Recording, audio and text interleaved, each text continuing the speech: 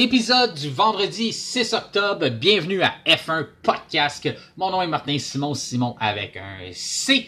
Pour vous aujourd'hui, retour sur la journée de vendredi au Qatar et c'est week-end de sprint, ce qui signifie essai libre et qualification le vendredi. Donc on revient là-dessus et on a un gros bloc actualité pour vous aujourd'hui. Donc sans plus tarder, actualité dans le monde de la Formule 1. Tout d'abord, dans l'actualité, une nouvelle qui concerne F1 Podcast. C'est maintenant officiel. On vous l'annonçait par l'entremise de notre page Facebook le week-end dernier. F1 Podcast est maintenant sur YouTube. Et oui, nous avons notre propre chaîne maintenant qui s'intitule F1 Podcast. On a fait ça simple. Vous n'aurez pas de misère à nous trouver. Donc, si ce n'est pas déjà fait, je vous demande personnellement, s'il vous plaît, d'aller vous abonner à notre page. Vous êtes déjà plus de 700 à nous suivre sur Facebook. Vous êtes plus de 500 qui écoutent le balado. Donc, ce serait le fun de vous avoir là, en grand nombre, d'avoir... faut se le dire, d'avoir les 700 membres F1 Podcast sur Facebook qui transfèrent aussi sur YouTube, qui viennent nous appuyer là-bas, venez nous encourager. Si ce n'est pas déjà fait, là, pendant qu'on se parle, vous êtes capable d'aller faire ça, allez marquer sur YouTube, puis F1 Podcast, puis là, vous marquez s'abonner, puis après ça, vous mettez des petits likes sur les vidéos qu'on a déjà mis, puis aussi, mettez donc un petit commentaire, là, tu sais, que c'est fait. Dire, mettons, exemple, salut, c'est Paul, je suis abonné, bonne nuit. Tu sais, de quoi, comme simple même, là, pas compliqué, là, juste dire, c'est ça, je suis là. Donc après ça, nous autres, ça nous permet de savoir que vous avez transféré, vous êtes là, puis c'est ça, ça nous donne une petite idée. En plus de connaître notre monde, on aime toujours ça, vous parler, communiquer avec nous, vous pouvez toujours nous écrire sur toutes les pages. Vous avez des suggestions aussi, hein, ce n'est qu'un début, là. La chaîne a été lancée, là, vous étiez nombreux à nous demander que vous vouliez quelque chose sur YouTube, donc maintenant, c'est fait. Vous avez le droit de voir les capsules dans le casque qu'on met là. Pour ceux qui ne sont pas familiers avec le concept, ben c'est une façon de découvrir les pilotes. On connaît les 20 pilotes de la grille, mais de savoir comment ils sont arrivés là. Donc, ça me donne une petite idée des fois. Là, si vous voulez commencer, je suggère par Lance Stroll. C'est toujours intéressant. On a souvent l'idée que Lance Stroll est arrivé en Formule 1. Son père avait de l'argent, puis c'est pour ça qu'il est là. Mais c'est plus que ça. Ça prend du talent, ça prend des accomplissements, parce que sinon, je le dis souvent, mais les 20 pilotes de la grille seraient sûrement saoudiens, parce que les autres, ils en ont de l'argent. On va en parler justement plus tard dans l'émission. Là. On est au Qatar pour le week-end. Donc, si c'était juste une question d'argent, mais on aurait probablement 19 pilotes qui viennent du fonds saoudien qui seraient sur la grille. Mais ça prend plus que ça.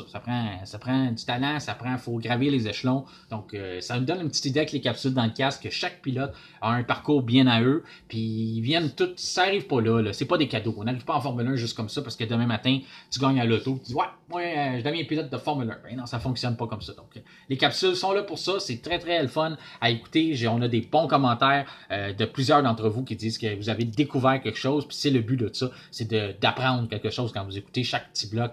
C'est pas des longs épisodes, là. Dépendamment, c'est toujours pareil. Là, si le pilote, il y a une grande carrière, ben là, des fois, ça va durer aux alentours de 10 minutes, mais il y en a d'autres qui sont très jeunes, des gars comme justement George Russell, ça va durer environ 5 minutes par épisode. Donc, c'est pas un grand temps dans une journée. Puis après ça, on voulait regarder d'un autre œil. Vous êtes, il y en a plusieurs d'entre vous qui m'avaient écrit des messages.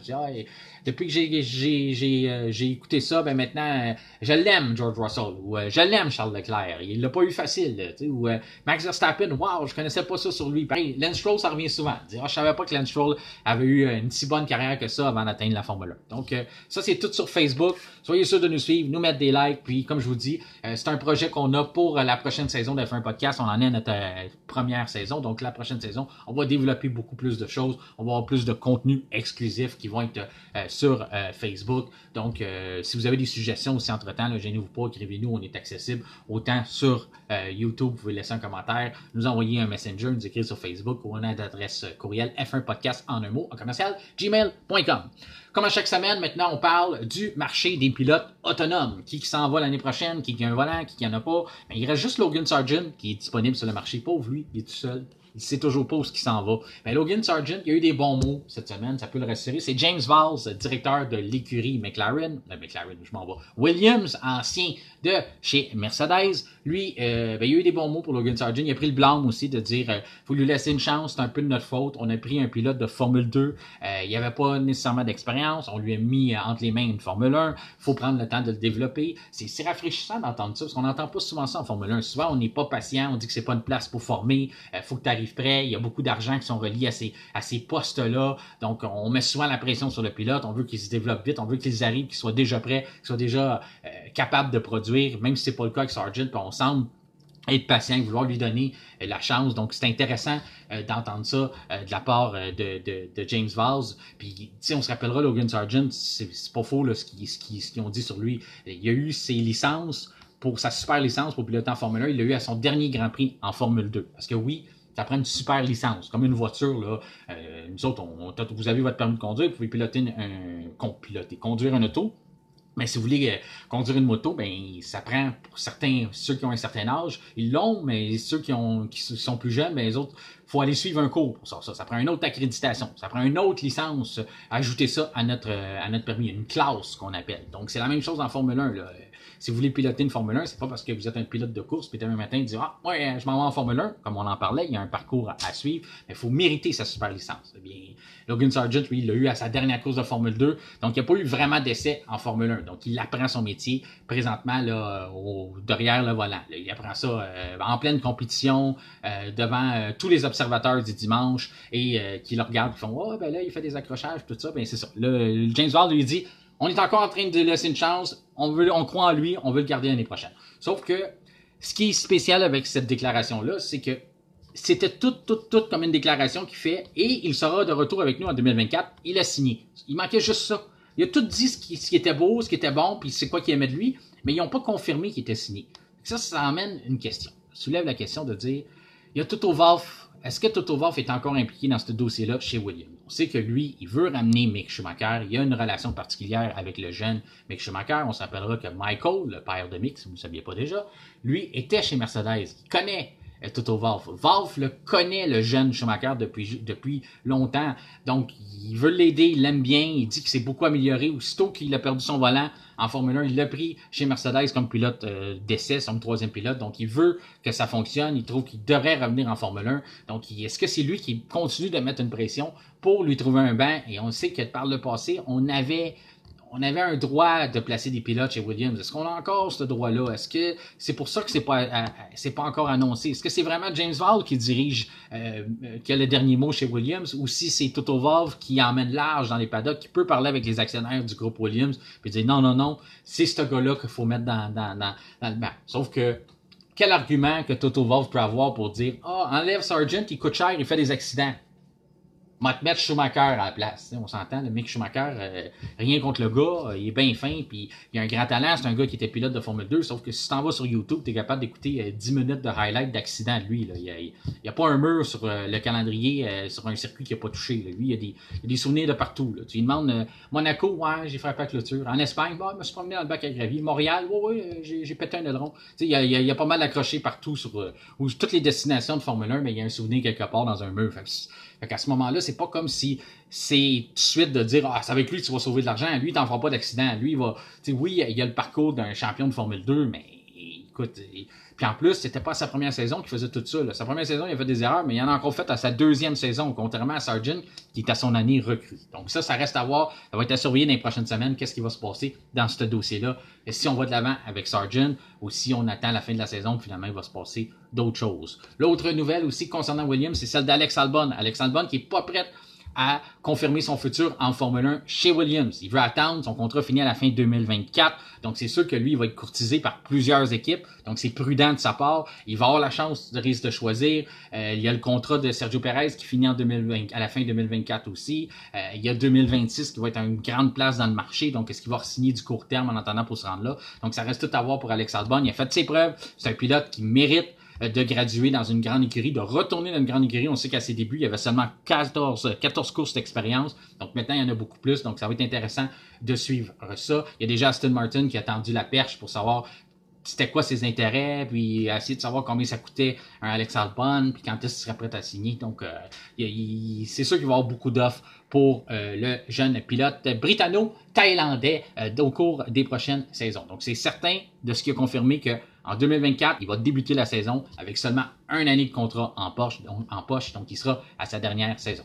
La grosse nouvelle, peut-être que j'aurais même dû commencer avec ça, mais on en a tellement parlé, c'est Andretti Global qui fait son entrée, qui a été approuvé par la FIA. Donc, on sait qu'on avait un grand processus pour une expansion. Donc, il fallait qu'on présente des candidatures. On avait des demandes assez rigoureuses que la FIA, donc il fallait rencontrer ces standards-là. Donc, la FIA a émis un saut. On a décidé que le groupe Andretti Global était capable de se qualifier pour devenir une écurie de Formule 1. Donc, à ce moment-là, il y en a là, qui sont partis en peur, disent « Ah, fait qu'ils vont être là en 2026, c'est la 11e écurie. » Non, non, non, non, non. Parce que le dernier mot revient à la Formule 1. Donc là, on a pris le dossier du côté de la FIA, on le met dans les mains de la Formule 1, puis la Formule 1, on a 10 dirigeants. Les 10 dirigeants doivent accepter. Là, présentement, c'est mal parti. On en avait parlé à Singapour, on avait dit « Ah, le montant qu'on demande, c'est pas assez. On veut plus, faut qu'on regarde ça. » En gros, on dit on veut qu'ils mettent plus d'argent sur la table. Puis c'est ça, en Formule 1, c'est l'argent qui mène le monde. On veut de l'argent. Fait qu'à ce moment-là, on trouve que le 200 millions qu'on demande, c'est pas une assez grande contribution. Là, il y a Williams qui est sorti, qui a dit, le groupe, l'écurie Williams, James Vaz, il a dit, non, moi, un non catégorique, on n'a pas besoin d'une 11e écurie.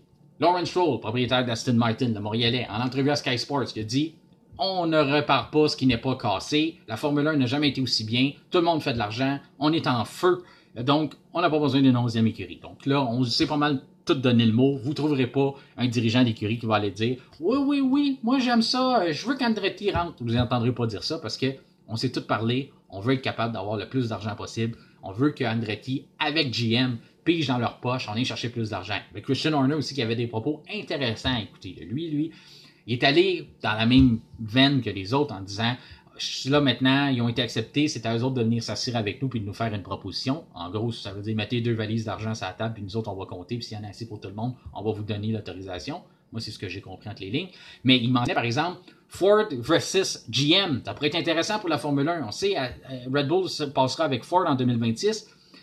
Andretti présente une candidature avec le groupe General Motors sous la bannière Cadillac. Donc, on pourrait voir les deux motoristes américains s'affronter les dimanches, les samedis, les week-ends de course. Donc, ça pourrait en intérêt. Donc, il mentionnait ça. Il dit ça, c'est intéressant. Sauf qu'avant, il faut passer les étapes. Et les étapes, c'est rencontrer les 10 équipes, nous faire un offre. Puis, c'est à nous de décider s'il y a quelque chose d'intéressant à en tirer de ça. Il a aussi dit, ça, j'ai trouvé ça bon qu'il amène ce point-là, mais de dire, Audi a rentré par la porte d'en avant, ils ont cogné à la porte, un groupe comme Audi, on sait Audi rentre en 2026, eux autres, ils ont fait une offre, puis ils ont acheté une écurie. Pourquoi que Andretti passerait par la porte d'en arrière, puis paierait une somme probablement plus basse pour rentrer en Formule 1? Donc, on veut, il y a peut-être des écuries qui sont à vendre, il y a peut-être quelqu'un, même si tout le monde avait décliné, mais les offres étaient trop basses. Donc là, on veut pas qu'ils contournent, on demandait trop d'argent, mais là, lui, il va essayer d'avoir un rabais en passant par en arrière, puis en ayant une écurie neuve. Ça, on veut pas ça. On veut dire, négocier avec nous. S'il y a des écuries qui sont à vendre, on va te dire c'est quoi le prix. T'es peut-être pas obligé d'en partir une nouvelle. Fait que moi, je peux comprendre. Mais si Williams, c'est un groupe financier qui a ça. Si Williams sont intéressés de vendre puis ils ont un prix dans leur tête sur combien ça vaut Williams, ben, les autres, ils veulent pas perdre cette possibilité-là d'être capable de vendre parce que la FIA donne une nouvelle concession à Andretti. On veut être capable, nous, de dire, hey, moi, j'ai ma compagnie à vendre. Je veux pas qu'ils passent par en arrière. Moi, je veux qu'ils passent par en avant, qu'ils cognent à la porte, qu'ils me disent, moi, je veux acheter, puis moi, je vais dire mon montant, puis je veux pas perdre ma chance d'être capable de retirer de l'argent de là, puis de faire de l'argent avec mon investissement. Donc, il y a tout ce côté-là qui joue là-dedans. Puis là, comme par magie, comme par hasard, il y a eu l'entrevue de Monsieur Lawrence Stroll, qui disait qu'on n'a pas besoin des autres en Formule 1. Puis le lendemain, il y a une nouvelle qui coule, rumeur. Aston Martin a eu une offre d'être acheté par le groupe saoudien Aramco, les géants du pétrole, pour 800 millions de dollars. Pourquoi vous pensez que la rumeur sort là? Si on fait 2 plus 2, puis 2 plus 2 égale 4, on se dit, on veut montrer combien ça vaut une écurie de Formule 1. On se dit, Aston Martin, avec une usine du personnel, ça vaut 800 millions. Une écurie avec rien, ça en vaut 200. On veut rapprocher le montant de ça. On parle depuis le début, un montant fictif que ça pourrait coûter aux alentours de 500-600 millions avoir une écurie. On veut changer le 200 millions qui est demandé puis l'emmener à 500-600. Donc, en disant qu'une écurie comme Aston Martin en vaut 800, on se rapproche du montant de dire d'aller soutirer plus d'argent au groupe d'Andretti. Donc, ça va être à surveiller. Petit parallèle de ça, c'est comme dans la Ligue nationale, quand on a de hockey, des fois je fais des parallèles de hockey, on a voulu faire une expansion. Les Penguins de Pittsburgh et Mario Lemieux étaient prêts à vendre leur équipe à James Balsillie de Blackberry il y a quelques années. On voulait vendre ça 250 millions. Gary Bettman, il a dit « Non, on fait pas ça. Nous autres, on prépare une expansion. Garde ton équipe, Mario, puis tu vas voir, tu vas vendre ça plus cher. » On a fait une expansion à coût de 500 millions avec les Golden Knights. Une expansion à coût de 650 millions aux alentours de là pour le Kraken de Seattle. Puis finalement, les Penguins de Pittsburgh en valaient plus 250, ils en valaient 700 quelques dollars. Puis aujourd'hui, les Sénateurs d'Ottawa, qui auraient cru, ils ont été vendus il y a quelques semaines, puis on est rendu à près du milliard. Là. On est plus que 900 millions de dollars. Donc, c'est ce qu'on veut faire. On veut dire, on veut fixer la barre haute, dire une nouvelle écurie, ça en vaut 500-600 millions. Une écurie comme Aston Martin en vaut 800. Donc, c'est ça que ça vaut. On veut faire monter la valeur de tout le monde. C'est correct. C'est comme ça que ça fonctionne dans le sport. On veut faire monter le marché. Donc, ça va être à suivre. pour continuer pour Aston Martin, peut-être une mauvaise nouvelle, puis ça provient de Honda. On sait, Honda, on jouait les Dominique Michel, on s'en va, on quitte la Formule 1, on revient, on repart, on revient, on repart. Mais là, leur plus gros retour, leur retour le plus récent, se fera en 2026. On est encore là, on chapeaute un peu les opérations chez Red Bull, même si on tentait tranquillement pas vite de s'effacer. Mais on reste là pour chapeauter les opérations jusqu'en 2026. Mais en 2026, on va joindre l'équipe verte. On va aller du côté d'Aston Martin. Mais là, on annonce que ben là, quand on a voulu quitter en Formule 1, on a laissé partir du personnel. Il y en a de nos employés qui se sont joints, qu'on a donné à Red Bull. Il y en a d'autres qui sont allés dans d'autres domaines. Il y en a d'autres qu'on a transférés à d'autres usines. Donc là, on a dit qu'on a un peu de problème. On a commencé à construire un moteur pour 2026, mais là, on essaie de rapatrier ce personnel-là. Est-ce que c'est des mauvaises nouvelles pour le nouveau partenariat de 2026? On sait que c'est une course contre la montre. Audi a déjà commencé. Ford a déjà commencé à développer le moteur de 2026. Donc, tout le monde travaille sur 2026, mais Honda, on sort une nouvelle, dit « Ouais, mais nous autres, on court après du monde. » Donc, c'est peut-être pas de bon augure pour le groupe de Lawrence Stroll.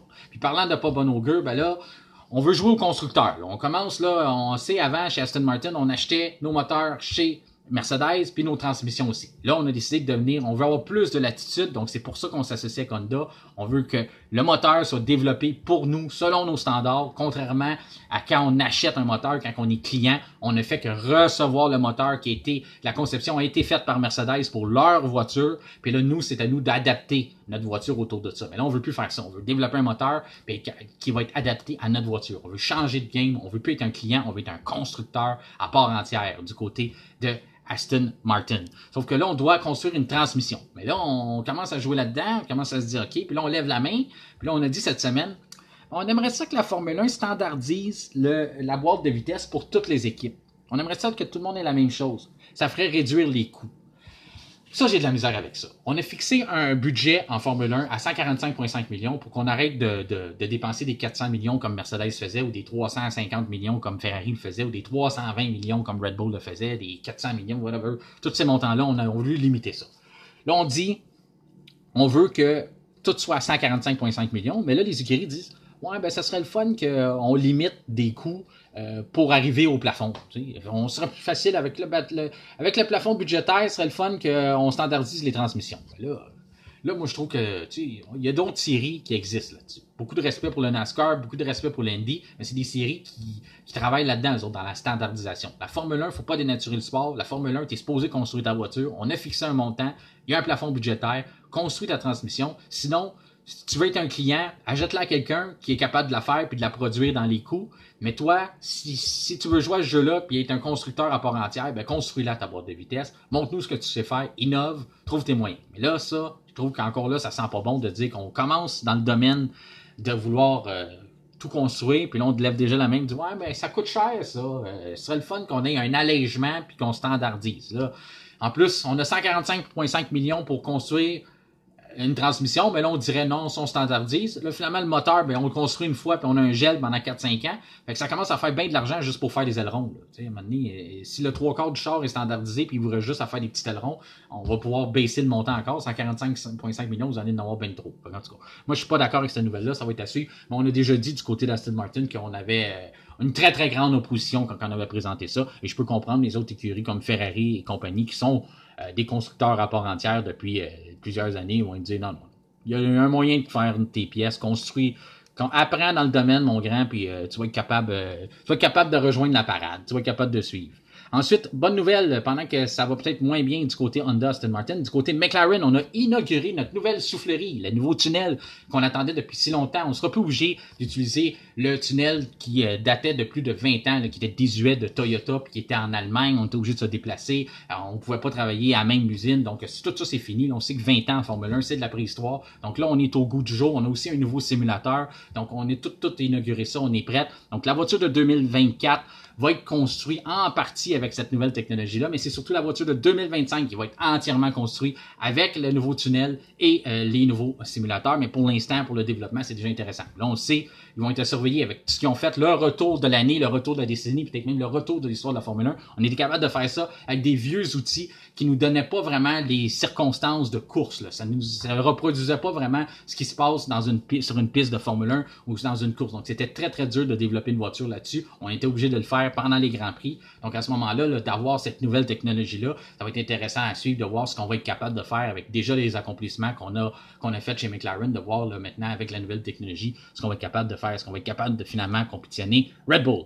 Pour continuer avec McLaren, Lando Norris avait mentionné il y a quelques mois qu'il aimerait ça piloter avec Max Verstappen. Il dit « Ah, c'est mon ami, j'aimerais ça. Moi, je serais ouvert à y aller avec. » Là, ça va ouvrir plein de rumeurs. Il dit « Oh, oh, son contrat finit en 2025. Est-ce qu'il va quitter l'équipe orange? » Mais là, il a réitéré cette semaine « Moi, je veux gagner chez McLaren. » Son contrat finit quand même début 2026. Donc, il y a encore le temps de gagner. Ça veut dire ce que ça veut dire. Sauf que il a dit que c'était sa maison, il veut rester là. C'est ça. Fait que ça reste à voir. Mais on sait que du côté de McLaren, le succès d'Oscar Piastri fait qu'on n'est plus autant dépendant que de Lando Norris. Oui, on veut avoir 2 bons pilotes, mais ça vient aussi, quand ça va être le temps de négocier, on a aussi ce côté-là de dire, ben là, on en a un autre bon pilote aussi. On n'est pas si mal pris que ça.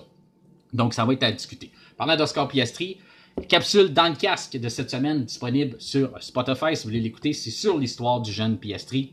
Donc, si vous avez un petit 5-6 minutes à investir pour voir la belle histoire de ce jeune Australien-là de 21 ans qui est rentré en Formule 1, savoir un peu son parcours, eh bien, consacrez ça sur notre page, sur notre chaîne Spotify. Puis n'oubliez pas, justement, de vous abonner si ce n'est pas déjà fait. Et puis, la dernière nouvelle, en terminant l'actualité, ce gros bloc d'actualité-là, c'est Verstappen qui peut devenir champion du monde demain. Donc, la journée de samedi, il pourrait devenir imiter son beau-père et devenir champion du monde comme Nelson Piquet avant même que le Grand Prix commence. Parce que Nelson Piquet, il y a plus de 30 ans, avait été couronné champion après que son plus proche poursuivant avait abandonné lors des essais libres le vendredi. Donc, il avait été couronné champion. Donc, c'est un peu... ça vient boucler la boucle un peu en disant qu'il pourrait poursuivre ce que son beau-père avait accompli. Donc, c'est gagner, être couronné champion avant même que le Grand Prix commence. Donc, c'est à surveiller samedi. Il n'y a pas besoin d'un gros résultat. Il faut qu'il finisse maximum sixième, je pense. Puis, il faut que Sergio Perez finisse pas plus haut que 4e. En tout cas, on a tout mis ça sur notre page Facebook si vous voulez avoir les détails, mais c'est pas mal... c'est une question de temps, là, c'est pas mal fait pour lui. Il sera couronné champion à moins d'une grande surprise samedi. Donc, une sprint à ne pas manquer. C'est ce qui conclut l'actualité. Maintenant, passons à la journée de vendredi en direct du Qatar.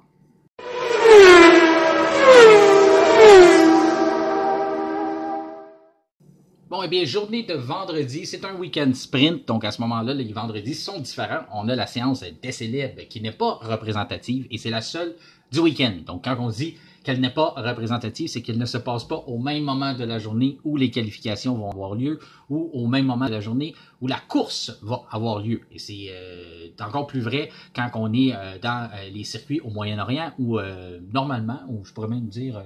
presque à 100%. Ouais, c'est à 100%. Les courses au Moyen-Orient sont disputées le soir, normalement, pour combattre la chaleur et puis éviter, c'est ça, les rayons de soleil trop chauds en plein milieu du désert. Donc, puis aussi pour l'image. Aussi, c'est beaucoup plus beau. Je trouve les courses de soir, là, sous les réflecteurs, les voitures sont tout simplement magnifiques. Donc, à ce moment-là, eh bien, c'est ça. Normalement, on fait la séance d'essai libre. La première, on la fait au soleil. Puis la deuxième, bien, le soleil s'est couché. Puis à ce moment-là, on peut vraiment avoir une idée, avoir les mêmes conditions que lors du Grand Prix ou que lors des séances de qualification. Mais comme c'est un week-end sprint, ce n'est pas comme ça.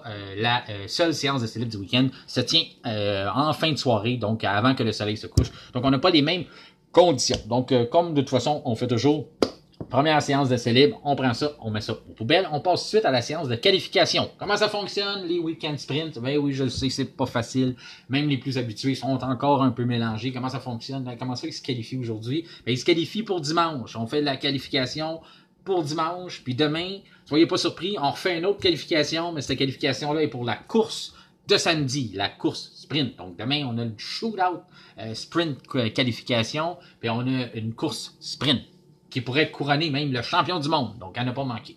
Fait que c'est ça. Fait que ça pour dire aujourd'hui, on faisait la qualification du dimanche. Puis, qu'est-ce qui se passe? C'est quoi ce l'oseille? Les gens qui se demandent, on a un article justement sur notre page Facebook qui explique le circuit. Mais l'oseille, là, vous pouvez dire aussi l'usaille. Donc, si vous entendez quelqu'un dire l'usaille, ne riez pas de lui, parce qu'on peut dire ça. Puis, si vous êtes habitué de dire l'usaille, puis vous m'entendez dire l'oseille, ben riez pas de moi, parce que ça aussi, c'est correct. On peut dire les deux. Donc, l'usaille ou l'oseille. Moi, j'ai opté pour l'oseille. Donc, je m'en vais avec ça. Je ne veux pas me mélanger là, à dire l'usaille, l'oseille. Fait que c'est ça. Fait que l'oseille, c'est là qui sont pour le week-end. Ça, c'est une nouvelle ville au Qatar. Quand je dis une nouvelle ville, c'est que c'est en 2006 qu'on a développé cette ville-là à la suite de l'ouverture du circuit. Donc, le circuit, au départ, il était construit dans le champ, mais dans le désert. C'était juste une route dans le désert. C'était ça.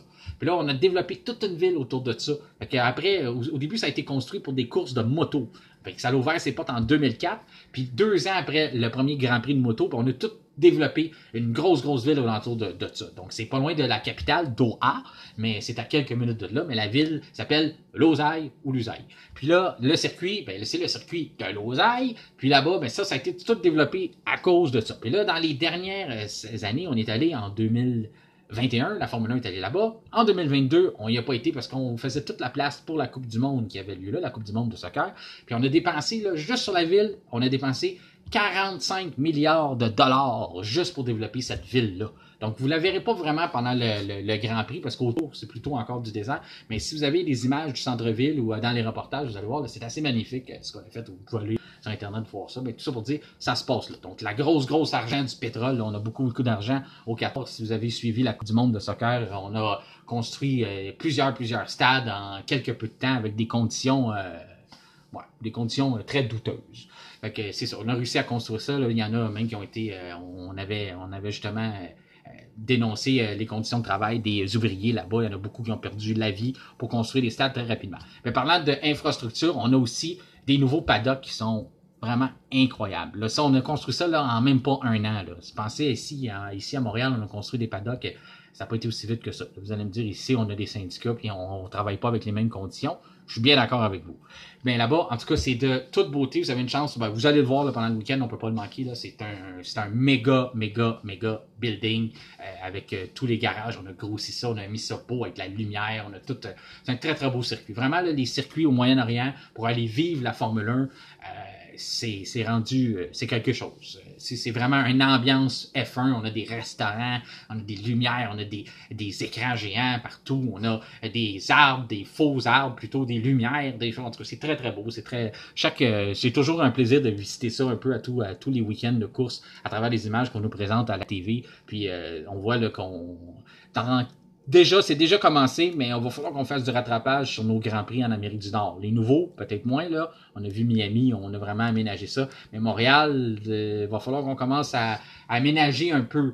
On sait que c'est un parc, c'est correct qu'on est en nature, puis tout ça, puis on a une petite fan zone, là, avec une petite scène, puis des lumières, puis de la musique, mais quand on regarde ce qui se fait ailleurs, on a des devoirs à faire dans les prochaines années si on veut continuer d'attirer du tourisme pour venir à Montréal, parce que là, le calendrier se remplit, on s'en va bientôt à 24 courses. Si les gens qui sont en moyen de voyager puis d'aller visiter un Grand Prix, Montréal pourrait peut-être descendre un peu sur la liste des endroits à visiter. Rien contre le Grand Prix, là, c'est toujours un bon spectacle, j'aime ça y aller puis tout ça, sauf que on est en compétition contre les autres courses, puis il faut regarder ce qui se fait ailleurs, puis il faut être capable d'emmener ça. Même si Montréal, pendant plusieurs années, on a été la place que les autres Grands Prix venaient voir, puis venaient nous observer, puis dire on veut faire ça, on veut avoir un centre-ville proche, on veut être capable de faire ça. On a été, mais faut pas s'endormir là-dedans, faut pas tomber endormi, il faut continuer d'évoluer, puis continuer de vouloir rester parmi les meilleures places à venir voir une course sur le calendrier de Formule 1. Bon, parenthèse à part, qui a signé la pole position? Eh bien, le même qui avait été le plus rapide lors des séances d'essais libres non représentatives du matin. Donc, c'est Max Verstappen qui a signé le meilleur temps devant Lando Norris. Mais, coup de théâtre, Lando Norris, à peu près 10 minutes après que tout le monde le savait, on lui a retiré son temps. Je ne sais pas pourquoi ça a été aussi long que ça, mais on a réanalysé son temps de qualification, puis là, on s'est rendu compte que finalement, il y avait sorti les links, donc ça n'est pas permis. On sait, on est assez sévère là-dessus, donc il n'y a plus de zone grise. Si vous mettez les 4 roues à l'extérieur des limites permises, donc à ce moment-là, votre temps est effacé. C'est ce qui est arrivé à Lando Norris, donc ce n'est pas lui qui va s'élancer de la deuxième place. C'est dommage parce que tout le monde était à peu près à une demi-seconde de Verstappen, mais les McLaren, quand que Norris faisait un bon temps, était seulement à 2 dixièmes. Donc ça, c'est des bonnes nouvelles, autant pour McLaren, puis pour les partisans de Formule 1, de voir un peu tout ça. Puis en plus, affrontement à surveiller lors du week-end, Russell à 57 points, Lando Norris 57 points. Donc les deux sont égales. Les deux qui ont compétitionné pour le championnat de Formule 2 un contre l'autre dans le passé. Ils ont toujours été un contre l'autre. Autant à karting, partout où ils ont passé, c'était Norris versus contre Russell. Donc les deux sont un contre l'autre, 57 points chaque. Il perd son temps, Norris, qui récolte la deuxième place? Eh bien, c'est Russell sur sa Mercedes. Donc là, qu'est-ce qui arrive avec tout ça? Là? Tout vient chambouler de dire là, Russell est deuxième. Là, on dit Oscar Piastri est rendu troisième. Oscar Piastri fait toute son entrevue au complet. Il dit à quel point il est content. Il aurait aimé mieux faire mieux, mais il est content d'avoir une troisième place. Un bon week-end pour l'équipe, tout ça. Puis là, une fois qu'il finit son entrevue, la madame qui est en charge de l'entrevue, lui, madame Noémie, c'est Noémie, qui lui dit finalement, je pense que tu as perdu ta troisième place. Fait que déjà, elle était pas au courant que pourquoi qu'elle interviewait Piastri et non Norris. Puis là, finalement, elle apprend, après avoir terminé l'entrevue, que hey, finalement, t'es pas troisième, on a effacé ton temps toi aussi. Donc, les deux McLaren se retrouvent avec des temps effacés. Puis c'est les deux Mercedes qui viennent gagner là-dessus parce que non seulement c'est Russell qui récolte la deuxième place, mais Hamilton qui vient récolter la troisième place de Piastri au passage. Donc, des bonnes nouvelles pour Mercedes, des moins bonnes pour McLaren. Mais encore là, pourquoi ça a pris autant de temps? Vous étiez là, il y en a certains d'entre vous qui m'envoyaient des photos de leur écran et disaient, écoute, il y a 4 roues en arrière. Ouais, on le sait. Oui. Puis là, après ça, moi, je regardais, ouais, il y avait 4 roues en arrière. Puis là, tout le monde disait, écrivait sur les réseaux sociaux, ben là, il y a 4 roues, comment ça? Puis pendant ce temps-là, ben, on analysait. Là, les commissaires de course, je sais pas qu'est-ce qu'on regardait, mais puis là, on attendait, on voyait Norris qui le savait lui aussi. Dans le fond, tout le monde le savait, sauf les personnes qui sont en charge de vérifier ça. Les autres, ils ont été les derniers, on dirait, à le savoir. En tout cas, ça pour dire, au moins la bonne décision a été rendue, puis on a effacé les temps. C'est pas permis, c'est de valeur, mais il faut rester dans les lignes de piste. Donc Hamilton, troisième. Alonso, lui, bénéficie d'une 4e place. C'est le fun pour lui. Après ça, Leclerc aussi monte en position 5e. Piastri retrouve la 6e place. Ensuite, 7e, Gasly sur sa Alpine. Des bonnes nouvelles pour Alpine. Là. On a des améliorations. Là. Ça aussi, vous pouvez voir ça tous les vendredis. Qui a apporté des améliorations? Il n'y en a pas beaucoup. Mais 3 écuries, c'est Alpine, AlphaTauri, et puis Alfa Romeo qui ont des améliorations. Si vous voulez les voir en détail, c'est sur notre page Facebook F1 Podcast. Ensuite, Gasly 7e, Ocon 8e, lui aussi avec sa Alpine. Bottas, lui qui bénéficie d'une 9e place, un beau résultat pour Bottas dans sa Alfa Romeo.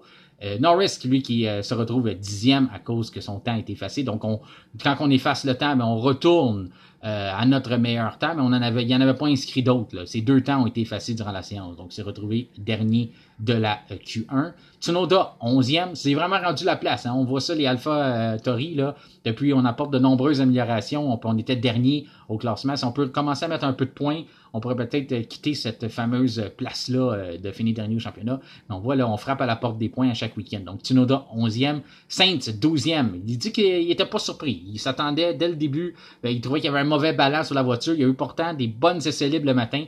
Mais on sait, c'est pas représentatif, c'est pas les mêmes conditions. Puis il a dit que dès la qualification, il savait que ça serait difficile. Parlant de difficile, bien Sergio Perez, ça s'est poursuivi. Ça fait une couple de...